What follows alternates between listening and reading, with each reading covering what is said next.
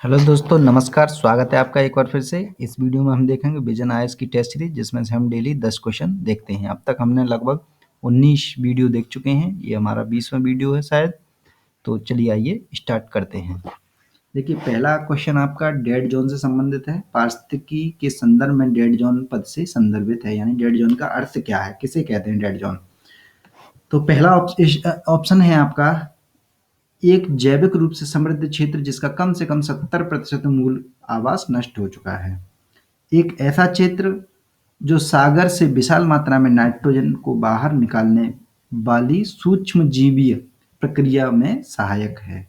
दूसरा तीसरा तीसरा है ऑप्शन आपका, एक ऐसा क्षेत्र जहां कोई पारिस्थितिकी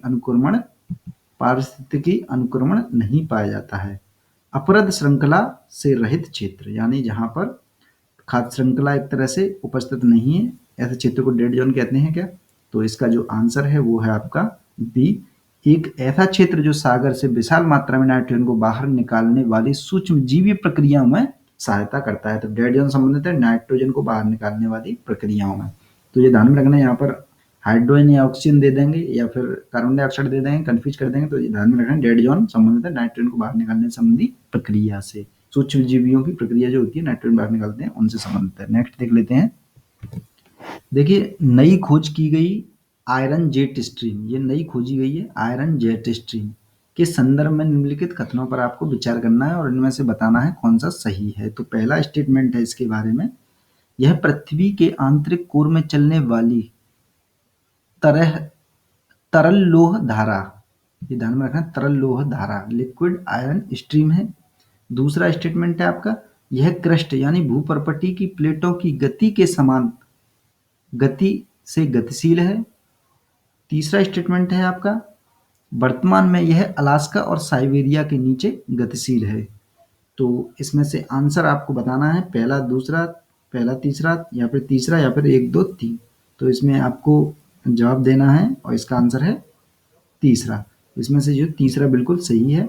और ये ऐसी कोई मतलब जेट स्ट्रीम का मतलब ये नहीं है कि तरल लोहे से संबंधित है या कुछ ऐसा है, ऐसा कुछ नहीं है। ये बनाने के लिए दे दिया है, जेट स्ट्रीम नाम दे दिया ना, इस वजह से। और अलास्का और साइबेरिया में ये गति के नीचे गतिशील है, ये ध्यान में रखना, ना ही भूपर्पटी से संबंधित है। तो अक्सर ऐसे करंट में जो भी आयरन वगैरह जेट स्ट्रीम से संबंधित जो भी क्वेश्चन होते हैं बन जाते हैं कभी कभी, तो ध्यान में रखना है आपको।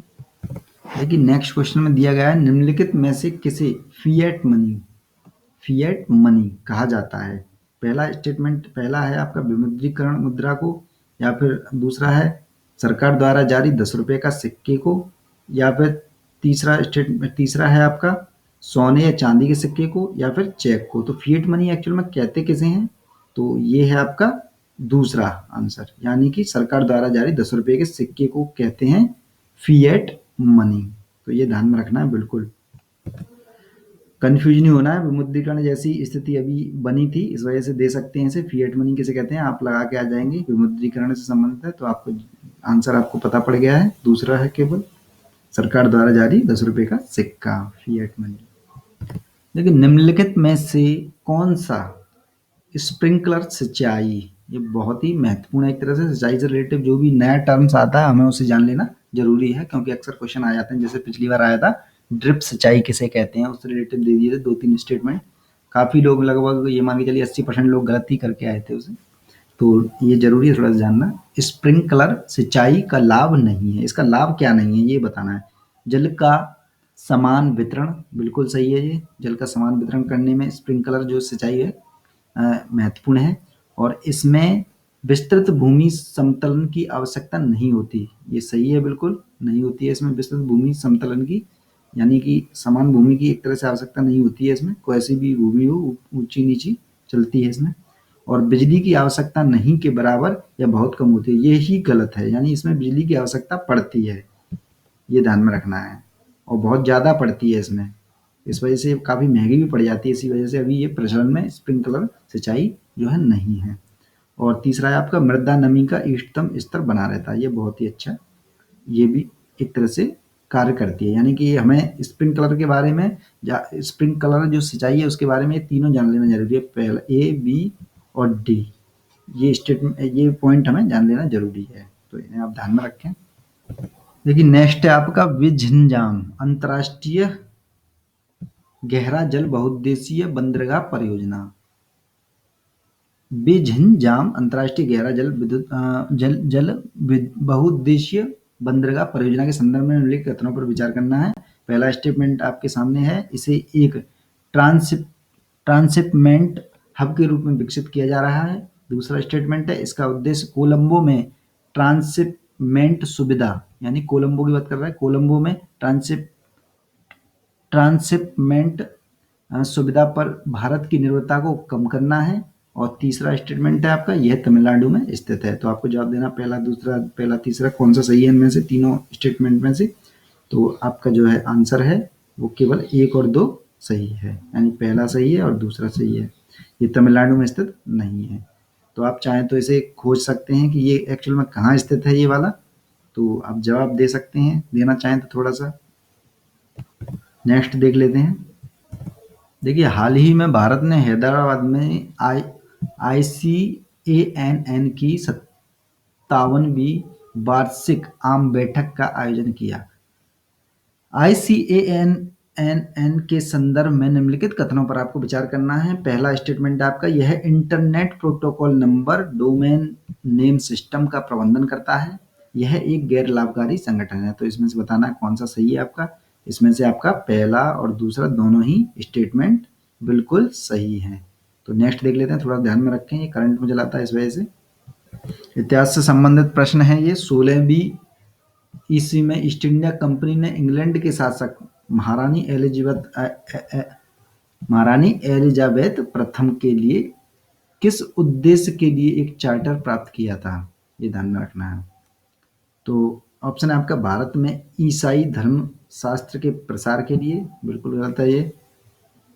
पूर्व के साथ व्यापार करने के लिए इसे एकमात्र एकाधिकार देने के लिए। तीसरा है आपका, ब्रिटिश साम्राज्य के लिए भारतीय राज्य क्षेत्र का अधिग्रहण करने के लिए, बिल्कुल गलत है। पूर्व में पश्चिम शिक्षा का प्रसार करने के लिए। तो आपको पता होगा ये ना तो शिक्षा के लिए दिया गया था, ना ही अधिग्रहण के लिए दिया गया था, और ना ही धर्म से रिलेटिव कोई प्रचार प्रसार करने के लिए दिया था। ये केवल व्यापार से संबंधित था। बिल्कुल आपको दिमाग में बिठा लेना चाहिए। देखिए ऑप्शन कितने अच्छे बना दिए हैं। थोड़ा सा फंस सकते हैं जहाँ तक है, हल्का सा, जिन्होंने नहीं पढ़ा वो, लेकिन अच्छा क्वेश्चन है ये, ध्यान में रखें इसे। बी आंसर है इसका।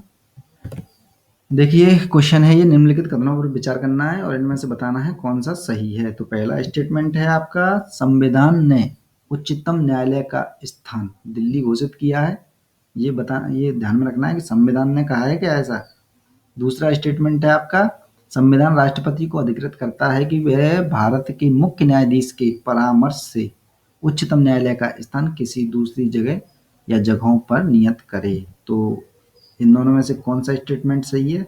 इसमें से केवल जो सही है वो केवल एक स्टेटमेंट सही है, यानी संविधान में उल्लिखित है कि उच्चतम न्यायालय का स्थान जो होगा दिल्ली होगा, और राष्ट्रपति को ऐसी कोई शक्ति प्राप्त नहीं है कि एक जगह से दूसरी जगह एक तरह से लाया जा सके या नहीं लाया सके। ये बना दिया गया है एक तरह से, ध्यान में रखना है।